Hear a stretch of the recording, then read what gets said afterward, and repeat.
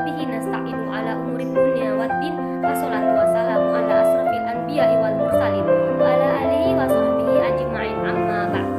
Baiklah, langsung saja perkenalkan, nama saya Olivia Wedika Putri Tarigan. Saya akan menjelaskan tentang teori kesusastraan dan yang paling ini. Saya hanya akan menjelaskan tentang dua bab di dalam buku ini. Yang pertama yaitu bab tentang fungsi sastra ya. Pada periode Renaissance di Amerika, penyair dan cerpenis Edgar Allan Poe mengkritik konsep bahwa puisi bersifat didaksis. Poe, sastra berfungsi menghibur dan sekaligus mengajarkan sesuatu. Tesis dan kontratesisnya adalah konsep Horace, Dulce, dan Antil. Puisi itu indah dan berguna. Pandangan bahwa puisi itu indah dan berguna bertentangan ya dengan pandangan bahwa puisi itu menghibur ya. Bertentangan pula dengan pandangan bahwa puisi itu mengajarkan sesuatu. Nah, pandangan bahwa puisi adalah propaganda atau ini seperti bertentangan dengan pandangan bahwa puisi semata-mata hanya permainan bunyi dan citra tanpa acuan ke dunia nyata. Formula Horace ini akan banyak membantu kalau cakupannya kita perluas sehingga meliputi berbagai gaya dan kecenderungan dalam sastra, misalnya dalam sastra Romawi dan Renaissance ini. Nah, masalahnya adalah apakah sastra memiliki satu fungsi atau beberapa fungsi? Jadi apakah sastra ini memiliki satu saja fungsi atau banyak seperti itu ya? Dalam bukunya Primer for Treatise, George Bauss menguraikan bermacam-macam tujuan sastra dan tipe kritik sastra. Jika kita ingin memperluas sastra atau puisi secara serius, nah seharusnya ada fungsi atau manfaat sastra yang hanya cocok untuk sastra itu sendiri. Seperti itu. Pengalaman bahwa sastra memiliki nilai yang unik nampaknya memang sangat mendasar pada setiap teori yang membahas tentang nilai-nilai sastra. Semuanya berusaha menggarisbawahi tentang pengalaman ini. Nah, secara lebih sempurna seperti itu. Akhir-akhir ini ada kecenderungan untuk membuktikan bahwa manfaat dan keseriusan sastra ini atau puisi ini terletak pada segi pengetahuan yang disampaikannya. Jadi, puisi yang dianggap sejenis pengetahuan seperti itu. Maka yang hendak dibuktikan sekarang adalah bahwa sastra memberikan pengetahuan yang filsafat. Teori sastra dan apologetik menekankan sifat tipikal sastra atau kekhususannya. Tingkat keumuman atau kekhususan ini berbeda-beda tentunya. Kadarnya pun berbeda-beda pada setiap karya sastra dan setiap periode. Itulah yang saya sampaikan mengenai bab fungsi sastra. Baiklah, selanjutnya saya akan menjelaskan rangkuman saya tentang bab teori, kritik, dan sejarah sastra.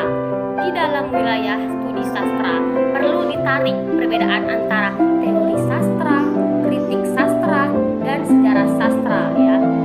Kesusastraan dapat dilihat sebagai deretan karya yang sejajar atau yang tersusun secara kronologis dan merupakan bagian dari suatu proses sejarah. Apa sih teori sastra itu? Nah, teori sastra adalah studi prinsip ya, studi prinsip, kategori, dan kriteria seperti itu ya.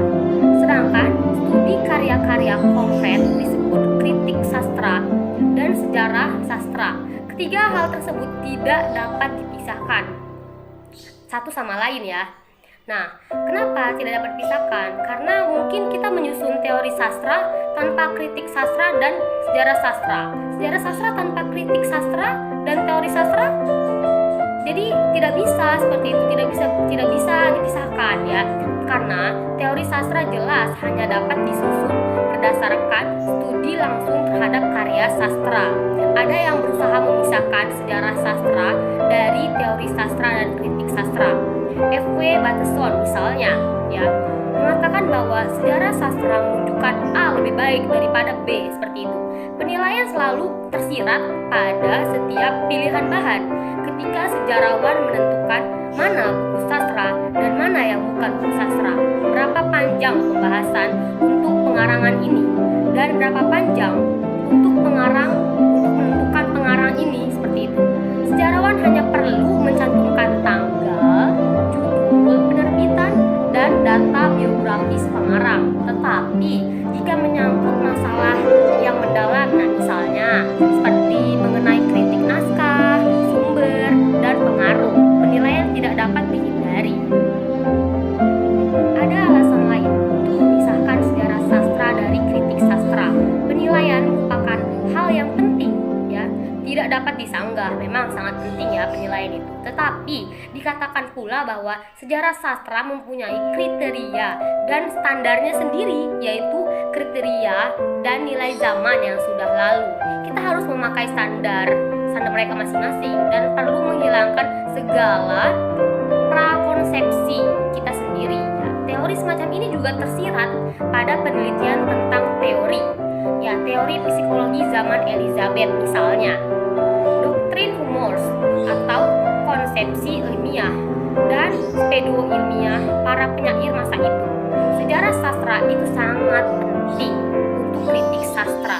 Kalau kritik sastra itu hendak bergerak lebih jauh dari sekadar pernyataan suka dan tidak suka, satu kasus yang perlu diperhatikan adalah sastra abad pertengahan.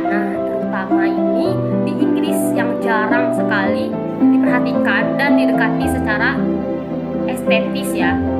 Penerapan sudut pandang modern, lagi-lagi penerapan sudut pandang modern akan memberikan perspektif baru pada puisi Anglo-Saxon atau puisi lirik abad pertengahan yang kaya. Sebaliknya, pendekatan sejarah yang penelitiannya itu masalah genetik dapat membantu pemahaman sastra kontemporer. Itulah ringkasan yang dapat saya jelaskan, saya sampaikan. Kurangnya saya mohon maaf. Wassalamualaikum warahmatullahi wabarakatuh.